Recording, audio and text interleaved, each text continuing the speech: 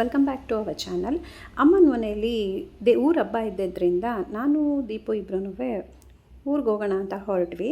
On the way ಹೋಗ್ತಾ ನಂಜನಗೂಡು ಮೂಲಕನೇ ನಮ್ಮ ಅಮ್ಮನ ಮನೆಗೆ ಹೋಗಬೇಕು. ಅಲ್ಲಿ ನಂಜುಂಡೇಶ್ವರನ ದರ್ಶನ ಮಾಡ್ಕೊಳ್ಳೋಣ ಅಂತ ದೇವಸ್ಥಾನಕ್ಕೆ ಹೋದ್ವಿ. ಯಾಕಂದರೆ ಇನ್ನು ಶಿವರಾತ್ರಿ ಬರ್ತಾ ಇದೆ, ತುಂಬಾ ರಶ್ ಆಗುತ್ತೆ ದೇವಸ್ಥಾನ. ಯಾವಿನ ಬರಬೇಕು ನಂಜುಂಡೇಶ್ವರನ ದರ್ಶನ ಮಾಡಬೇಕಂದ್ರೂ ನಮಗೆ ಹಬ್ಬ ಆದಮೇಲೆ ಬರೋಕ್ಕಾಗೋದು. ಹಬ್ಬ ಟೈಮಲ್ಲಂತೂ ತುಂಬ ಬ್ಯುಸಿ. ಆದರೆ ನಾವು ಹೋಗಿದ್ದು ವೀಕ್ ಡೇ ಆಗಿರೋದ್ರಿಂದ ತುಂಬ ಕಾಮಾಗಿತ್ತು, ತುಂಬ ಚೆನ್ನಾಗಿ ದರ್ಶನವೂ ಆಯಿತು.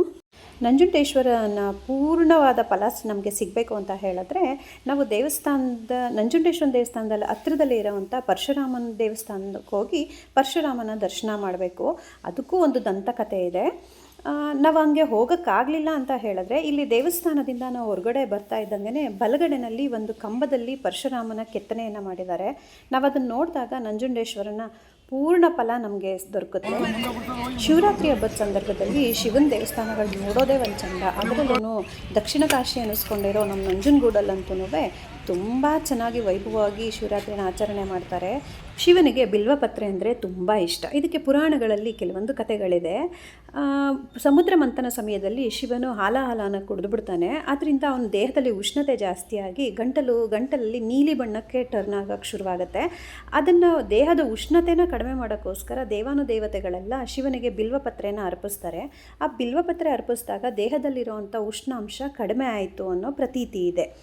ದರ್ಶನ ಎಲ್ಲ ಮುಗಿಸ್ಕೊಂಡು ಅಮ್ಮನ ಮನೆ ಕಡೆ ಹೊರಟ್ವಿ. ಆ್ಯಕ್ಚುಲಿ ನಾನು ಅಮ್ಮನ ಮನೆಗೆ ಹೋಗ್ತಾ ಇರೋದು ಅಮ್ಮಂಗೆ ಗೊತ್ತಿರಲಿಲ್ಲ. ನಾನು ಅಮ್ಮಂಗೆ ಸರ್ಪ್ರೈಸ್ ಕೊಡೋಣ ಅಂತ ಹೋದೆ. ಅಲ್ಲಿ ನೋಡಿದ್ರೆ ಅಮ್ಮಂಗೆ ನಾನು ಬರ್ತೀನಿ ಅನ್ನೋದು ಗೊತ್ತಿಲ್ಲದ್ರಿಂದ ಅಮ್ಮನೇ ನನಗೆ ಸರ್ಪ್ರೈಸ್ ಕೊಟ್ಬಿಟ್ರು. ಯಾಕಂದರೆ ನಾನು ಹೋಗೋ ಅಷ್ಟೊತ್ತಿಗಾಗಲೇ ಅಮ್ಮ ತೋಟಕ್ಕೆ ಹೋಗ್ಬಿಟ್ಟಿದ್ರು. ಓಕೆ, ಅಲ್ಲೇ ಚಿಕ್ಕಮ್ಮನ ಮನೆ ಪಕ್ಕದಲ್ಲೇ ಇರೋದ್ರಿಂದ ನಾನು ಚಿಕ್ಕಮ್ಮನ ಮನೇಲೇ ಹೋದೆ. ಅಮ್ಮಂಗೆ ಅಷ್ಟೊತ್ತಿಗೆ ಫೋನ್ ಮಾಡಿ ಹೇಳಿದ್ರಿಂದ ಅಮ್ಮ ಅಲ್ಲಿಂದ ಹೊರಟಿದ್ರು. ಊರ ಹಬ್ಬ ಆಗಿದ್ದರಿಂದ ನನ್ನ ತಮ್ಮಂದರು ಸಹ ಎಲ್ಲ ಮನೇಲೇ ಇದ್ದರು. ಎಲ್ಲರ ಜೊತೆ ಮಾತಾಡಿಕೊಂಡು ಟೈಮ್ ಹಿಂಗೆ ಪಾಸ್ ಆಯಿತು ಅಂತಲೇ ಗೊತ್ತಾಗಲಿಲ್ಲ.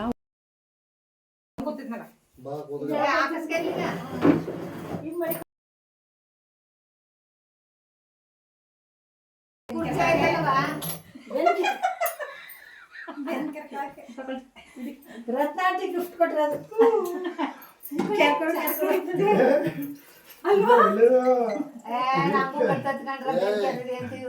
ನೋಡಿ ಇದನ್ಸಲ್ಲ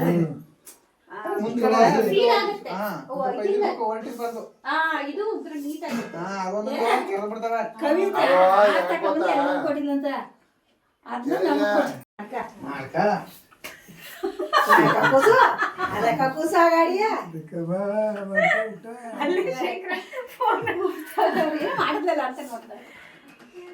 ನಂಗೆ ಆಮೇಲೆ ಟೀ ಶರ್ಟ್ ಸರಿಯಾಗಿರ್ಲಿಲ್ಲ, ಹೊಟ್ಟೆ ಕಂಟಾಯ್ತು ಅಂದ್ರೆ ನಂಗೆ ಗೊತ್ತಿಲ್ಲಕ್ಕಪ್ಪ. ಆಮೇಲೆ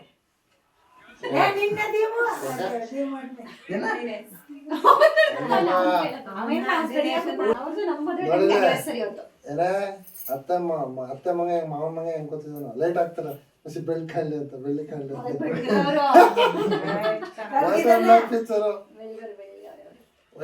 ಪಿಕ್ಚರು ಶಂಕರನ್ ಫೋಟೋಸ್ಗಳು ನಮ್ಮ ತೊಂಡೋಡಿ ತಾತಾರಲ್ಲ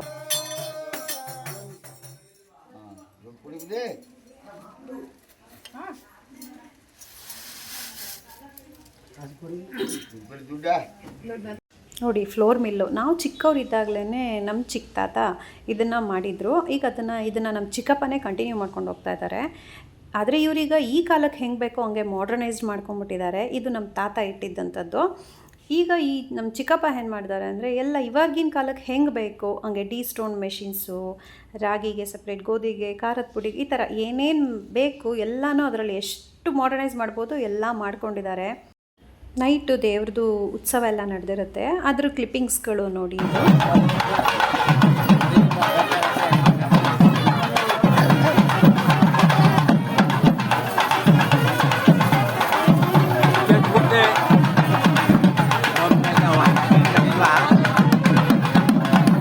ಊರಲ್ಲಿ ಹಬ್ಬ ಎಲ್ಲ ಮುಗಿಸ್ಕೊಂಡು ಬಂದು ಅವತ್ತು ನನ್ನ ಫ್ರೆಂಡ್ ಬರ್ಡೇ ಇದ್ದದ್ರಿಂದ ನಾನು ಮತ್ತು ನನ್ನ ಫ್ರೆಂಡ್ಸ್ ಎಲ್ಲ ಮಾತಾಡ್ಕೊಂಡು ಅವಳಿಗೆ ಸರ್ಪ್ರೈಸ್ ಕೊಡೋಣ ಅಂತ ಹೋದ್ವಿ.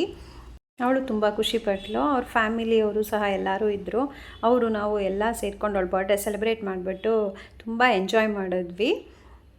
ನನ್ನ ಫ್ರೆಂಡ್ ಅವರಮ್ಮ ಲೆಮನ್ ಟೀ ತುಂಬ ಚೆನ್ನಾಗಿ ಮಾಡ್ತಾರೆ. ಆಂಟಿ ಹತ್ರ ಟೀ ಮಾಡಿಸ್ಕೊಂಡು ಎಲ್ಲ ಕೇಕ್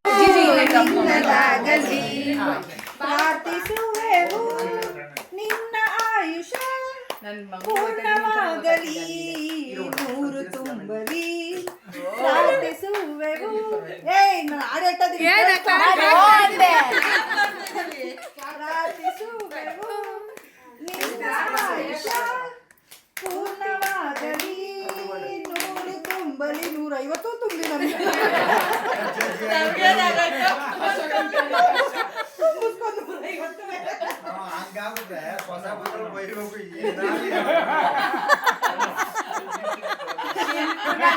ಸಿಕ್ಕಿದ್ರೇನ್ ಬೈಯಲ್ಲ ಬಿಡು. 12 ಗಂಟೆ ಬಂದಿರಿಯಲ್ಲ ಯಾರ್ ನಿಂಗೆ 8 ಗಂಟೆಗೆ ಎದ್ಬಿಟ್ಟು ಸೌಂಡ್ ನಾನು ನೋಡೇ ಇಲ್ಲ ನಂಗೆ ಕೇಳಿಸ್ತು. ತಗೊಂಡ್ಬಿಡ್ರಪ್ಪ ನೀಟಾಗಿ. ಇರಪ್ಪ ನಾನು ಇನ್ನೂ ಕ್ಯಾಮ್ರಾ ಓಪನ್ ಮಾಡಿಲ್ಲ. ನಗ್ತಾರಿ ಮಾತಾಡ್ತಾರಿ ಈಗ ಬಿಡ್ತದೆ ಈಗ ಮಾಮೂಲಿ ಎಲ್ಲ ಈ ಕಡೆ ನೋಡಿ. ವಿಡಿಯೋ ನಿಮ್ಗೆ ಇಷ್ಟ ಆಗಿದ್ರೆ ಲೈಕ್ ಮಾಡಿ, ಶೇರ್ ಮಾಡಿ, ಕಮೆಂಟ್ ಮಾಡಿ, ಹಾಗೆ ಸಬ್ಸ್ಕ್ರೈಬ್ ಮಾಡಿ. Thank you for watching.